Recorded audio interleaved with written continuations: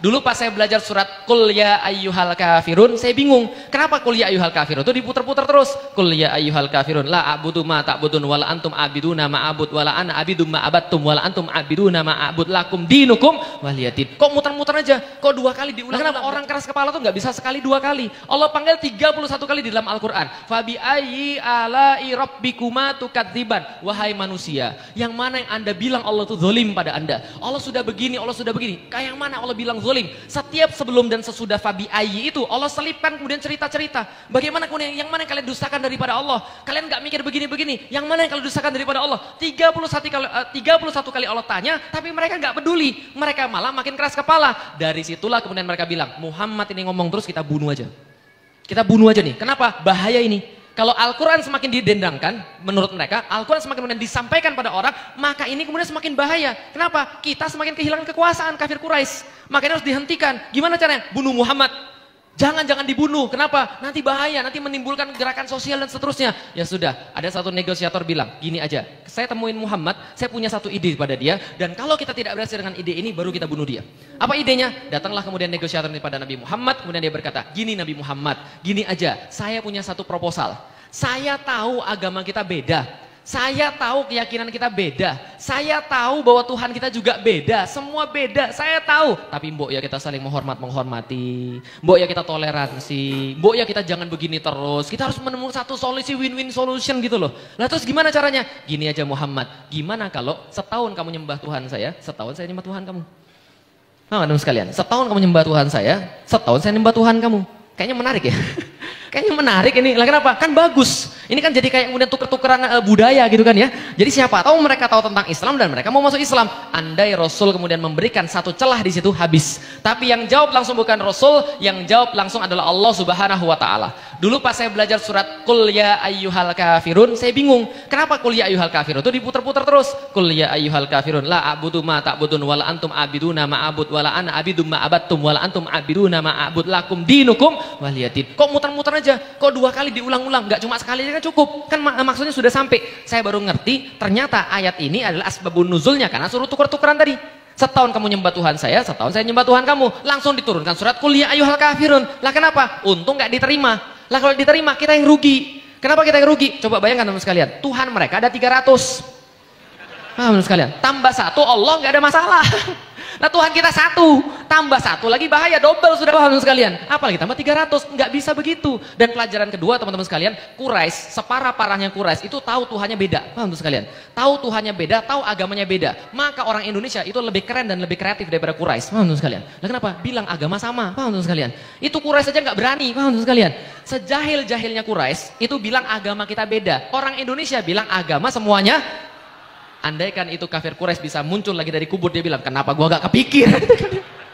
Harusnya gue bilang begitu kemarin. Paham teman sekalian? Karena ini kemudian luar biasa. Tapi kemudian ternyata Nabi nggak mau. Kemudian itulah turunnya pertama kali Nabi memanggil orang-orang dengan sebutan kafirun. Sebelumnya Nabi memanggil ya kaumi, ya kaumi. Tapi ini orang nggak bisa lagi diomongin. Kenapa? Mereka sudah sangat rusak. Dan kayu rusak nggak bisa dipahat. Maka Rasulullah Shallallahu Alaihi Wasallam diminta oleh Allah pindah ke Madinah, melanjutkan sebuah tugas yang mulia untuk mengislamkan manusia. Nah, ketika pindah ke Madinah berbeda kondisinya seperti di Mekah. Nanti kalau Anda umroh Anda akan lihat orang Mekah dan orang Madinah itu lebih halus orang Madinah. Kenapa? Orang Mekah itu jualan, dagang, makanya kasar. Kalau Anda nawar-nawar nggak dibeli, langsung dibilang bakhil ente, gitu kan ya? Itu di Mekah. Tapi kalau di Madinah itu biasanya itu adalah petani kurma tadi Fatih Karim sudah bilang. Kalau petani kayak saya lulusan IPB petani, gitu kan ya? Kalau petani itu penyayang, lah kenapa? Pohon aja saya jaga, apalagi kamu. Oh, gitu. Jadi gini sekalian. Sampai di mana tadi? Oh ya Madinah. Jadi di Madinah itu Rasul berbeda. Kenapa beda? Karena di Madinah itu sudah biasa berhubungan dengan orang-orang Yahudi. Orang Yahudi ini sangat paham agama. Kalau orang Yahudi diadu sama orang Nasrani nggak punya chance menang. Kenapa? Yahudi ini pintar banget. Mereka hafal kitab-kitab mereka wariskan turun-temurun, dan mereka jago dalam memahami dalil. Dan kalau orang Yahudi ini lagi ribut sama orang Arab, biasanya sumpah serapahnya menyangkut Nabi yang akan muncul. Kenapa? Jadi gini, Rasulullah itu lahir 600 tahun setelah Nabi Isa wafat. Jadi gampangnya begini deh, bukan lahir, diangkat menjadi nabi. Nah, kira-kira 600 tahun setelah Nabi Isa wafat. Caranya mengetahui Nabi Isa gimana? Ini tahun berapa?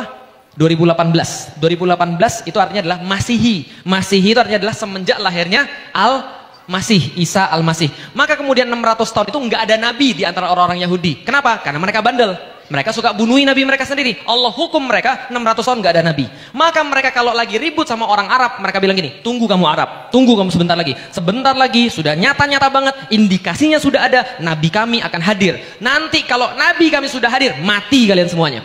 Nanti nabi kami akan membimbing kami untuk menghabisi kalian semua. Itu kalau orang Yahudi sudah marah, masih bawa-bawa nabinya yang nanti akan datang. Kenapa? Karena kajian orang-orang Yahudi 600 tahun terakhir itu kajiannya tentang ciri-ciri nabi yang akan datang. Paham teman sekalian? Nabi yang akan datang menggenapi seluruh kemudian prediksi-prediksi daripada nabi-nabi terdahulu, nabi terakhir yang paling hebat bawa sesuatu yang sangat hebat. Itu mereka sudah belajar 600 tahun, antum bayangin. Kebayang nggak? 600 tahun belajar ciri-ciri nabi setelah Isa.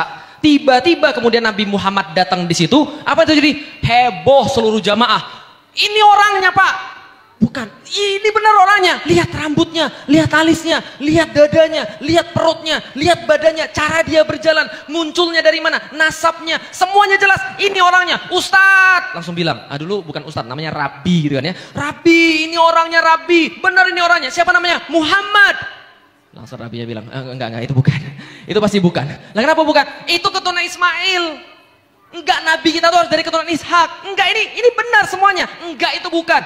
Rabinya lihat, benar ini orangnya. Cuma mereka kan bandel, mereka nggak mau ngakui. Langsung Rabinya bikin pengajian baru.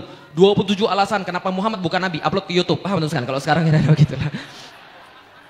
Dia nolak Nabi Muhammad habis-habisan, gak mau terima Nabi Muhammad habis-habisan, tapi Nabi Muhammad tetap diberikan Allah untuk mendakwai orang-orang Yahudi.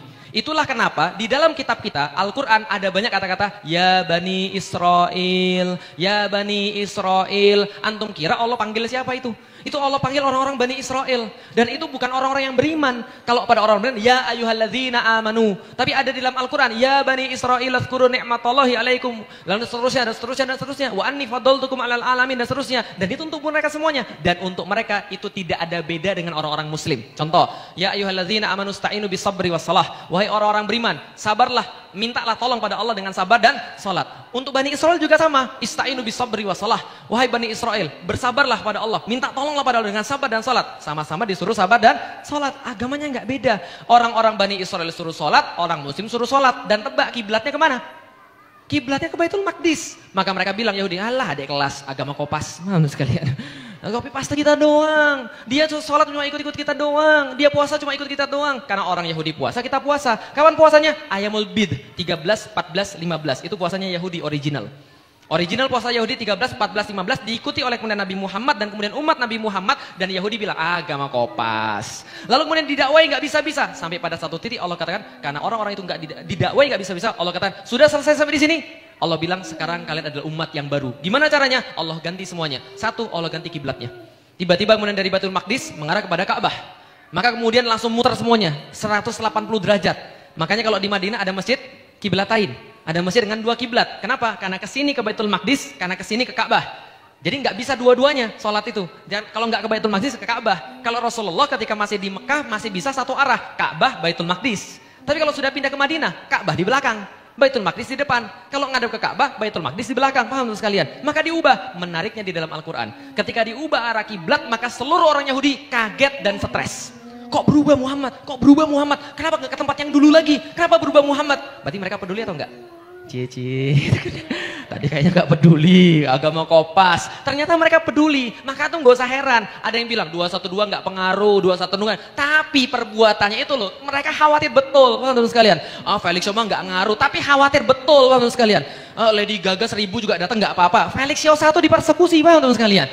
Nah ini tandanya mereka takut betul, sama kayak Yahudi zaman dulu. Mereka bilang agama kopas, mereka bilang ikut-ikutan, mereka bilang gak peduli dengan agamanya Muhammad. Tapi begitu Nabi Muhammad berganti kiblat, mereka stres. Kenapa mereka stres? Mereka tahu betul ini agama yang benar. Mereka tahu betul kalau mereka melawan ini, sebagaimana yang mereka lakukan sebelum-sebelumnya, mereka kehilangan status sebagai umat terbaik. Anni fadaltukum alal alamin, kata Allah. Mereka dilebihkan daripada yang lain di antara umat-umat ini. Begitu Islam datang, mereka nggak mau ikut, ditarik daripada mereka. Maka mereka khawatir betul. Kenapa khawatir? Karena mereka adalah makhdub, orang-orang yang dimurkai. Mereka tahu tapi nggak mau jalan. Beda dengan orang-orang Nasrani. Orang Nasrani waladolin, mereka mau beribadah tapi nggak tahu caranya. Makanya orang-orang Nasrani itu kata Rasulullah paling dekat dengan kita. Kenapa? Karena ketika kita kasih tahu caranya, mereka sudah mau beribadah. Bisa difahami itu sekalian. Tapi Yahudi itu mereka tahu caranya, tapi nggak mau beribadah pada Allah. Tahu Nabi yang benar, tapi nggak mau beriman pada Nabi yang benar. Paham nggak teman sekalian? Ini sifat-sifat Yahudi. Jadi kalau antum sudah tahu antum salah, masih dilakukan, jangan-jangan antum keturunan Yahudi. Paham teman sekalian? Nah, setelah kemudian semuanya nggak berhasil, ubah kiblat, dan nggak hanya kiblat yang diubah juga konstitusinya, diubah juga kemudian dasar-dasarnya. Apa yang diubah? Al-Quran. Semuanya kemudian yang menjadi asal dari mana Islam itu kemudian diambil. Diubah juga perayaannya. Puasa bukan 13, 14, 15 lagi, tapi puasanya diubah kapan? Puasa diubah pada satu waktu yang paling keren.